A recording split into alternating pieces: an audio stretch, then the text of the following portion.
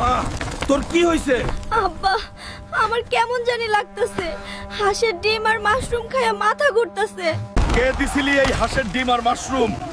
আমার মাইয়ার এই অবস্থা যে করছে তারে আমি মাটির তলে পুইতা ফেলমু। বাবা গো, জঙ্গল থেকে এক মাশরুম বুড়া আইসা দিয়া গেছিল।